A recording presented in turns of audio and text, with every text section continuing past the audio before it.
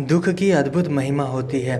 जरा विचार कीजिए, जब हम दुखी होते हैं तो अक्सर हम भगवान को याद करते हैं, उस दुख से उबरने का मार्ग ढूंढते हैं, अपने पिछले कार्यों पर विचार करते हैं, अपने किए गए गलतियों को याद करते हैं।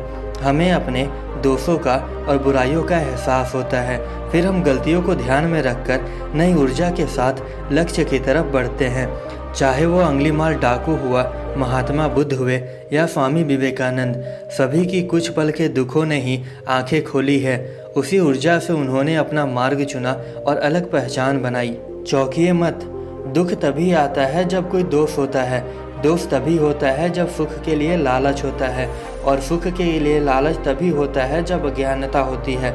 यह अज्ञान दूर होता है ज्ञान से, और ज्ञान की प्राप्ति विचार करने पर ही होता है।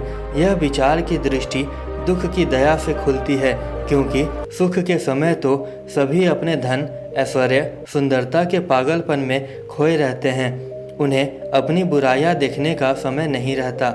इसलिए बुद्धिमान पुरुष जब दुख के होने वाले महत लाभ को समझ लेते हैं, तब वे दुख के आते ही सावधान होकर अपने दोषों का गहराई से निरीक्षण करते हैं। दुखी को दुख से न डरकर दोषों से डरना चाहिए। दुखों को हटाने की चेष्टा न करके दोषों को मिटाना चाहिए। जहाँ दोष न रहेंगे वहाँ दुख कदापि न आएगा। अपनी बुराइयों पर ध्यान न देना, दुखों से डरना और सुख के पीछे पागल रहना, यह एक इंसान की सबसे बड़ी भूल होती है।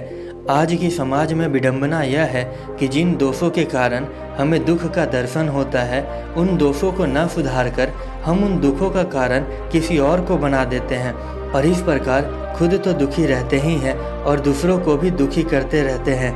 संसार से मिलने वाले सुख के लिए अज्ञानी मनुष्य इतने दरिद्र होते हैं कि परस्पर अपने ही समान दूसरे प्राणियों को सुख के लोभ में फंसाकर अनेक दुख देते रहते हैं, परंतु परिणाम यह होता है कि अपने ही दिए हुए दुख के कार्य फल के भार से दबते ही जाते हैं।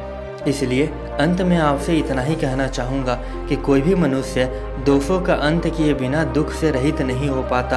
अपने दोषों को जानना और उन्हें दूर करना हर मनुष्य का प्रथम कार्य होना चाहिए। जहाँ दोष न रहेंगे वहाँ दुख कदापि न आएगा।